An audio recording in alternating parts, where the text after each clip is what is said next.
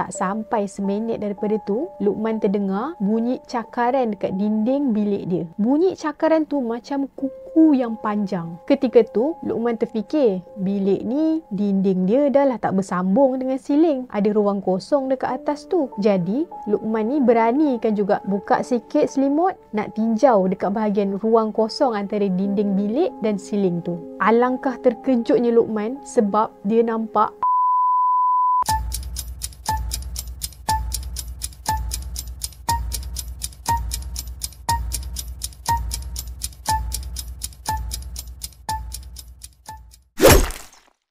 Hai semua, Assalamualaikum. Welcome back to our channel. Kepada yang baru je sampai channel ni, saya ucapkan selamat datang. Jangan lupa tekan dulu button subscribe dan turn on notification supaya nanti tak terlepas nak dengarkan kisah-kisah seram yang akan saya kongsikan dalam video-video yang akan datang. Yang dah subscribe, jangan lupa untuk terus like, share, komen dan terus support channel ni, okey?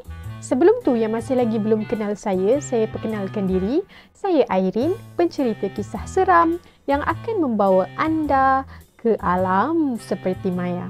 Sebelum kita nak mulakan cerita kita pada hari ini, sama-samalah kita berdoa kepada Allah Subhanahu Wa Taala. Semoga Allah sentiasa mengampunkan segala dosa-dosa kita, mempermudahkan segala urusan harian kita, melimpahkan kurniaan rezeki yang melimpah ruah ke atas kita dan menjauhkan kita daripada azab siksaan kubur, gangguan syaitan yang direjam, jin-jin serta perbuatan jahat manusia. Baiklah, untuk video kali ini, Airin ada dua kisah seram yang mana kisah pertama ni dikongsikan oleh salah seorang penonton channel ni dan kisah kedua dikongsikan oleh kawan Airin sendiri. Dua-dua kisah ni adalah kisah yang sangat menarik. So, tanpa membuang masa lagi, jom kita dengarkan kisah yang pertama. Kisah yang pertama ni diberi tajuk Hijab Terbuka. Dikongsikan oleh salah seorang penonton channel ni yang ingin dikenali dengan nama Luqman. Minta maaf ya Luqman sebab sebenarnya Luqman ni dia dah emailkan dah lama. Cumanya minggu ni baru Airin sempat nak record cerita yang Luqman emailkan. Luqman berusia 26 tahun, berasal daripada Rawang, Selangor. Kata Luqman, sebenarnya dia ada banyak kisah seram yang dia nak share. Cuma buat masa ni, dia hanya sharekan satu je cerita yang menjadi titik pemula macam mana hijab mata dia boleh terbuka. Sampai sekarang pun hijab mata Luqman ni masih terbuka. Kata Luqman, rumah yang Luqman tinggal sekarang ni bersama dengan ibu dan ayah dia merupakan rumah pusaka milik atuk dan nenek Luqman. Pada waktu kecil, Luqman ni ditinggal sekali dengan atuk dan nenek dia. Rumah atuk Luqman agak besar, rumah batu tapi memanjang ke belakang. Dalam rumah tu ada 6 bilik. Kata Luqman, di rumah tu ada satu bilik yang diperbuat daripada papan. Asalnya rumah tu hanya ada 5 bilik saja. Tapi disebabkan abang Luqman ni dah semakin dewasa, atuk Luqman ambil keputusan untuk buatkan satu bilik untuk abang Luqman. Cumanya bilik abang Luqman tu diperbuat daripada papan lapis. Ketinggian dinding bilik abang Luqman tu tak tutup penuh sampai siling. Maksudnya ada ruang kosong sikit antara dinding dengan siling rumah. Nak jadi cerita, waktu kejadiannya berlaku, Luqman berusia 8 tahun. Waktu tu adalah waktu cuti sekolah, cuti hujung tahun. Dan macam biasalah, waktu cuti sekolah ni, ibu ayah mestilah ambil peluang untuk adakan majlis berkhatan untuk Luqman. Bukan apa, bila buat waktu cuti sekolah ni, ada banyaklah sikit masa untuk Luqman ni berehat dan lukanya boleh sembuh dengan sepenuhnya. Kebetulan, waktu Luqman berkhatan tu, abang Luqman ni sedang melanjutkan pelajaran di salah sebuah kolej. Jadi, abang dia tinggal di asrama kolej. Seminggu sekali aja balik rumah. Disebabkan Luqman ni kecil lagi, jadi dia tak ada bilik sendiri. Dia hanya kongsi bilik bersama dengan abang dia, iaitu di bilik yang diperbuat daripada kayu tadi tu. Jadi, hanya Luqman sajalah yang tinggal seorang diri di dalam bilik tersebut. Gambaran dalam bilik abang Luqman ni ada satu katil single, yang mana katil tu bawah dia ada ruang kosong. Macam katil besi tu. Katil single tu milik abang Luqman. Manakala Luqman pula, dia dah biasa sangat tidur dekat bawah, tidur di lantai, beralaskan tilam nipis dan juga toto. Kiranya, bila Luqman tidur dekat bawah, iaitu di lantai, kalau dia pusingkan aja badan dia boleh nampaklah ruang kosong dekat bawah katil abang dia tu. Pada satu malam, Luqman terjaga daripada tidur sebab dia rasa haus sangat. Rasa macam nak minum air dekat dapur. Jam pada waktu tu menunjukkan pukul 1 pagi. Semua orang dalam rumah dah tidur sebab sunyi aja. Tak ada satu suara pun yang terdengar. Luqman perlahan-lahan bangun daripada tidur, bergerak ke arah pintu untuk pergi ke dapur. Waktu ni Luqman katanya dah boleh berjalan sikit lah selepas berkhatan. Kata Luqman, selepas saja keluar daripada bilik abang dia ni, di sebelah kiri adalah kawasan ruang tamu. Manakala di sebelah kanan adalah ruang menuju ke dapur. Kawasan ruang tamu ni, bila dah malam, memang gelap lah sebab family dia akan terus tutup lampu. Hanya lampu di bahagian ruang menuju ke dapur saja yang dibuka. Selepas keluar daripada bilik, Luqman terpandangkan kawasan ruang tamu yang berada di sebelah kiri bilik tu. Ruang tamu tu memang gelap pada waktu malam. Dan kata Luqman, dekat ruang tamu tu ada meja makan dan beberapa kerusi. Sekali imbas, bila Luqman terpandangkan aja kawasan ruang tamu yang gelap tu, mata Luqman ni terpandangkan ada satu sosok tubuh wanita yang berbaju putih, tapi baju dia tu putih yang kabur-kabur. Tak berapa putih sangat. Badan dia agak besar, rambut dia tak terurus, kusut masai. Wanita tu hanya diam saja sambil duduk di atas salah satu kerusi di meja makan tu, cumanya dia membelakangkan Luqman. Dalam fikiran Luqman, waktu tu dia pelik juga. Apalah mak dia tengah buat dalam gelap-gelap tu? Perlahan-lahan, Luqman panggil, "Mak." Selepas saja Luqman panggil mak, tiba-tiba badan Luqman ni dia rasa seram sejuk. Tahu tak sebab apa Luqman rasa seram sejuk? Sebab makhluk yang tadinya diam membatu, tapi bila Luqman panggil mak, tiba-tiba aja makhluk tu menggoyang-goyangkan badan dia, seolah-olah macam orang tengah berzikir tu. Dan yang lebih menakutkan lagi, makhluk tu makin lama, semakin laju gerakan dia, semakin dia keluarkan bunyi dengusan suara yang tengah Melihatkan kejadian tu, Luqman ni dia terus rasa takut sangat dan panik. Bila dah panik, Luqman apa lagi? Terus buka balik pintu bilik, masuk dalam bilik, kunci dan mula untuk baring. Luqman dah tak jadi dah nak pergi dapur minum air. Dia terus selubung satu badan. Rambut yang panjang sangat-sangat berjurai dekat sepanjang dinding tu, dan ada satu kepala yang wajah dia ni hitam, mata dia besar. Makhluk tu pandang ke arah Luqman sambil menyeringai dan mengeluarkan bunyi.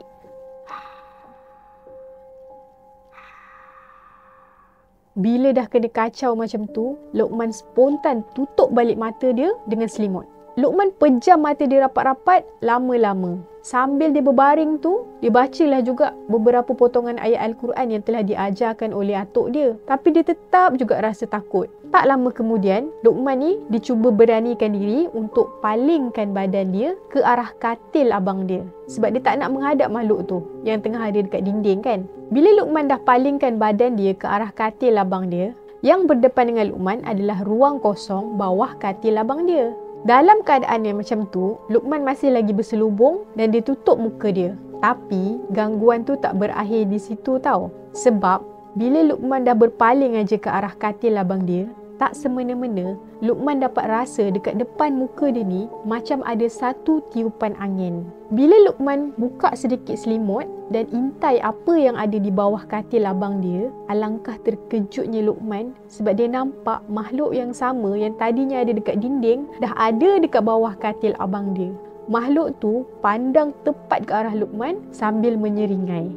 Kepala dia digoyang-goyangkan macam mana Luqman nampak dekat ruang tamu tadi tu, dan wajah dia hitam. Sedar-sedar Luqman ni terus terjaga pukul 10 pagi. Itu pun sebab dia rasa macam ada orang tampar-tampar pipi dia. Rupa-rupanya keluarga Luqman kata Luqman dah pengsan dah malam tadi. Luqman ceritakan kejadian yang berlaku malam semalam dekat atuk dia. Dan atuk dia kata sebenarnya kejadian tu bukan Luqman saja yang mengalaminya. Sebelum ni ramai dah jiran-jiran yang kena. Mereka pun sama kena ganggu dengan makhluk yang sama macam mana Luqman kena semalam. Kata atuk Luqman, kawasan kampung tersebut dulunya merupakan kawasan kubur sewaktu Perang Jepun, yang mana banyak jasad wanita-wanita yang mati dibunuh telah ditanam di kampung tersebut. Sewaktu kampung tu nak dibangunkan untuk dibina rumah-rumah, Ada beberapa kubur lama yang mereka lupa nak pindahkan. Tambah atuk lagi, waktu tu Luqman pula sedang dalam keadaan berhatan. Kena selalu bersih-bersih. Sebab kalau kotor-kotor, makhluk tu lagi suka. Itulah kejadian pertama yang Luqman kata dia mula nampak makhluk alam gaib. Dan hijab mata dia terbuka sampai sekarang. Pengajaran daripada cerita yang pertama ni, kita kena sentiasa jaga kebersihan. Nak-nak wanita kan? Kalau kotor-kotor ni memang mudah sangat. Ibarat macam magnet lah. Kita ni menarik makhluk-makhluk tu untuk dekat dengan kita.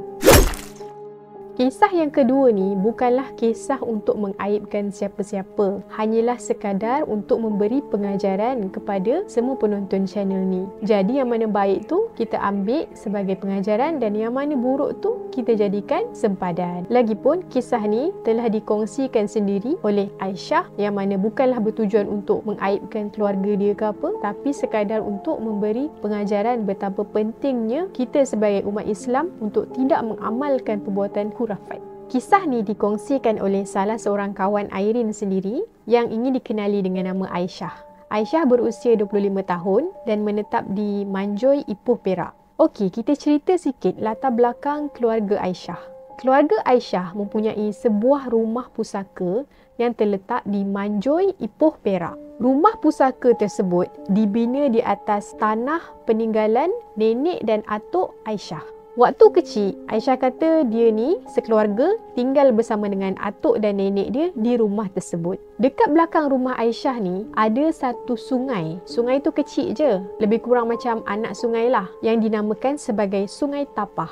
Menurut kata Aisyah, di sungai tersebutlah Aisyah menyaksikan perbuatan khurafat yang telah diamalkan oleh keluarga sebelah ayah dia. Kebiasaannya, nenek Aisyah dan makcik-makcik dia akan mengamalkan ritual untuk menjamu makhluk-makhluk alam gaib yang berada di sungai tersebut. Contohnya, kalau mereka adakan majlis kenduri kahwin, mereka akan jamukan makhluk-makhluk alam gaib dekat belakang sungai tu dengan makanan-makanan kenduri tersebut. Jadi, Aisyah kata daripada kecil, dia memang dah biasa dah nampak keluarga di sebelah ayah dia ni seolah-olah menjamu makhluk alam gaib dekat sungai belakang rumah dia tu. Tapi, mujurlah ayah Aisyah tak mengamalkan pun perbuatan khurafat tersebut. Cuma, perbuatan keluarga ayah Aisyah ni tak dapat nak dihalangi sebab ianya seolah-olah sudah menjadi norma biasa buat mereka. Daripada kecil lagi mereka ni dah biasa dah berhubung dengan makhluk-makhluk alam gaib dengan cara menjamu mereka makan.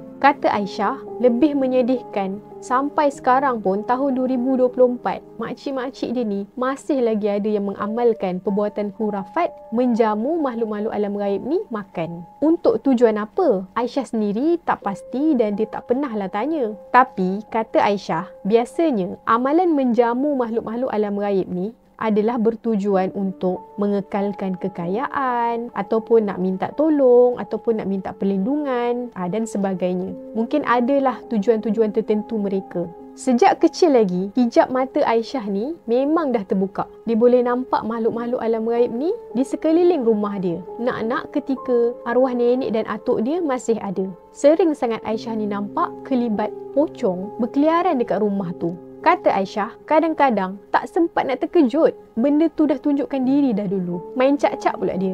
Pada awal tahun 2024, ibu Aisyah telah meninggal dunia.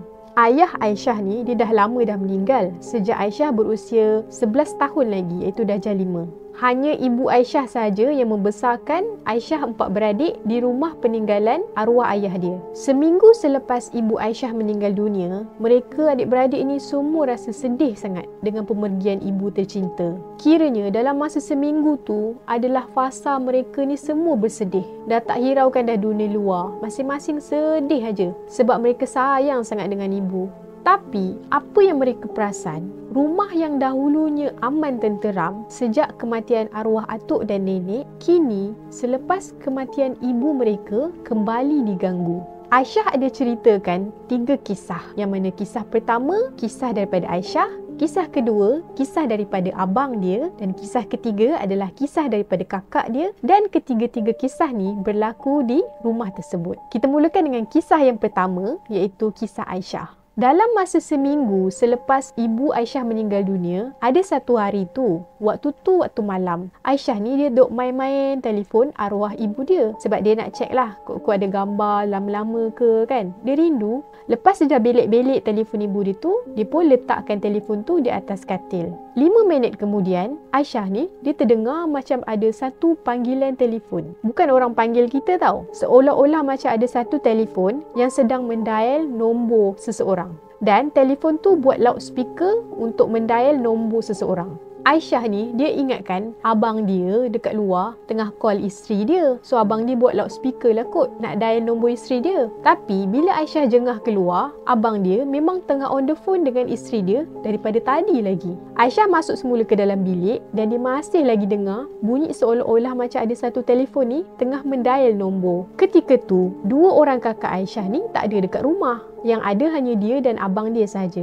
Tak semena-mena sedang dia mencari-cari mana telefon yang sedang mendial nombor ni. Sebab dengar bunyi macam tut tut tut tut kan. Kuat sangat. Aisyah terpandangkan telefon milik arwah ibu dia yang ada dekat atas katil. Dan lebih mengejutkan lagi, dekat skrin telefon tu memang sedang mendial satu nombor. Bila Aisyah tengok telefon tu, nombor yang terdial tu adalah nombor arwah adik kepada ibu Aisyah, iaitu Pakcik Aisyah. Tapi yang peliknya, Pakcik Aisyah tu bekerja di luar negara dan ibu dia sangat jarang nak kontak adik dia tu. Kalau nak difikirkan logik, telefon tu nak dial nombor yang jarang-jarang dihubungi. Biasanya kalau kita nak kata tertekan, mestilah antara nombor yang recent call ke, miss call ke kan. Tapi nombor tu adalah nombor yang memang jaranglah, setahun sekali pun belum tentu ibu dia hubungi. Seolah-olah makhluk tu nak bagi tahu yang dia ada. Dan nombor yang dia pilih tu pun bukan nombor yang biasa dekat recent call ke apa tau. Nombor yang memang kita kena search sendiri. Supaya kita yang manusia ni boleh fikir. Tak logik kan? Nombor yang aku nak call ni adalah nombor yang jarang sangat telefon ni akan hubungi. Bila dah nampak macam tu, Aisyah apa lagi? Dia cepat-cepat capai telefon tu. Dia terus tutup, off. Dia tak nak buka lagi dah. Risau kalau makhluk ni mengganggu pula buat kali kedua. Korang jangan ingat makhluk ni tak berani nak mengganggu media sosial ke, telefon ke. Kisah yang kedua ni dialami oleh abang Aisyah yang bernama Hafiz. Seminggu selepas ibu Aisyah meninggal, abang dia memang duduk dekat rumah tersebut lah. Abang dia sebelum ni duduk bersama dengan keluarga. Tapi selepas seminggu ibu dia meninggal dunia, abang dia duduk sekejap dekat rumah tu untuk menguruskan macam harta pusaka dan sebagainya. Pada satu petang, abang dia ni solat asar di salah sebuah bilik di dalam rumah tersebut. Bilik tu berada di belakang sekali, dekat-dekat dengan dapur. Dekat dalam bilik tu ada satu katil, iaitu katil single yang bawah dia ada ruang kosong. Sedang abang Aisyah ni solat dan pada rakaat yang terakhir, sebelum dia nak bagi salam, abang Aisyah ni terdengar macam ada bunyi dekat bawah katil. Tapi dia teruskan juga solat. Dan bila abang dia bagi aja salam yang pertama dan menghadap ke arah katil yang ruang bawah dia tu ada kosong, tak semena-mena abang dia dengar satu suara yang garau sangat sedang memanggil nama abang dia. Hafiz! Punyalah terkejut abang dia. Bagi salam kedua, terus abang dia bangun dan pergi daripada bilik tu. Abang dia terus rasa takut sangat sebab tak pernah abang dia kena kacau. Lepas ibu dia meninggal, terus dengar pula bunyi-bunyi suara-suara macam tu kan. Jelas sangat abang dia kata dengar suara tu garau. Walaupun sekali, tapi cukuplah. Kisah yang ketiga dialami oleh kakak kedua Aisyah ataupun kita panggil sebagai Kak Cik. Dalam masa seminggu tu, ada kakak sulung dia balik juga ke rumah pusaka tersebut. Dan bila kakak sulung dia balik, time tu lah Kak Cik ni sibuk bercerita dengan Kak Long ni berkaitan dengan apa yang dialami oleh Aisyah, apa yang dialami oleh abang dia itu Hafiz. Petang tu mereka pun bercerita tentang kisah tu di dapur. Tapi sewaktu Aisyah nak bagi cerita ni pun, Aisyah sebenarnya dia pernah cakap yang dia tak berani nak ceritakan kisah ni di rumah dia. Walaupun ketika tu Airin memang ada datang rumah dia sekejap. Rupa-rupanya ada cerita di sebaliknya disebabkan kes kakak dia ni. Dia kata dia tak berani nak cerita dekat rumah tu sebab dia tak nak benda yang sama jadi macam mana kakak dia kena.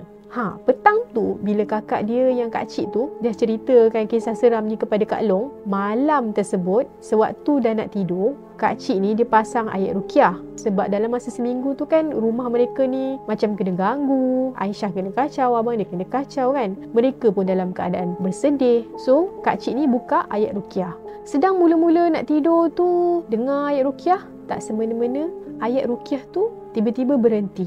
Pause sekejap dan disambung dengan satu suara tangisan wanita yang sangat sayu.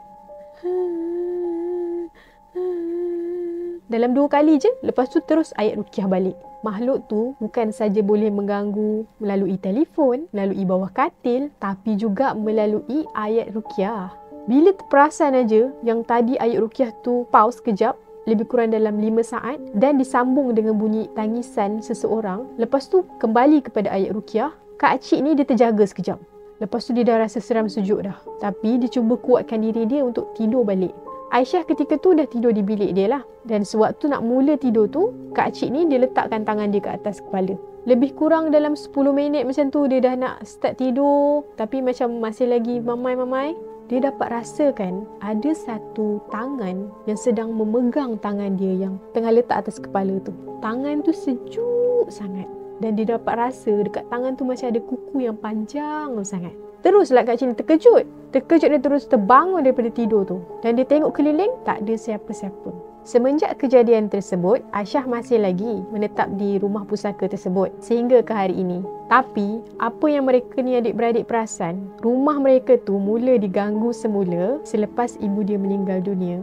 Mungkin disebabkan sewaktu ibu dia ni masih hidup, ibu dia ni merupakan seorang yang sangat alim. Solat awal waktu, zikir tak pernah tinggal, setiap malam mengaji Quran. Memang jagalah bab agama ni. Nak dibandingkan dengan mereka yang adik-beradik ni, kadang-kadang solat lambat sikit. Jadi mungkinlah disebabkan amalan ibu dia ni yang memagari rumah mereka ni daripada diganggu oleh makhluk-makhluk yang sememangnya dah ada dekat situ sejak daripada zaman atuk dan nenek Aisyah. Pengajaran daripada cerita yang kedua ni, kita memang sentiasa kena amalkan bacaan ayat Al-Quran, kena sentiasa solat di awal waktu, kena sentiasa berzikir, sebab benda-benda ni lah yang akan menjadi pendinding rumah kita ni supaya tak mudah untuk dimasuki dan diganggu oleh makhluk-makhluk alam gaib. Dan yang kedua, setiap yang hidup pasti akan menemui mati seperti mana yang telah dijanjikan oleh Allah Subhanahu Wa Taala.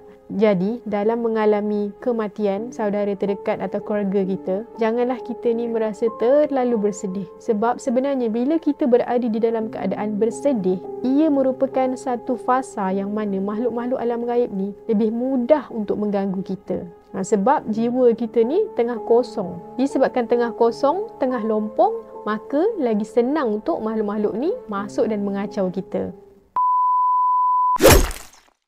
Sekian sahaja dari saya untuk video kali ini. Kepada yang berminat untuk berkongsikan kisah seram ataupun pengalaman berkenaan dengan alam gaib, boleh kongsikan di alamat email yang tertera di skrin ataupun di description. Kalau tak nak melalui email, boleh juga melalui DM di TikTok Alam Seperti Maya. Akhir kalam, segala yang berlaku di alam maya ini kadang-kala memang tak terjangkau di akal, bahkan tak terbatas di waktu. Tetapi semuanya boleh berlaku hanya dengan izinnya. Sekian sahaja dari saya untuk video kali ini. Sampai berjumpa lagi untuk video-video yang akan datang. Semoga anda semua terhibur. Bye-bye. Assalamualaikum.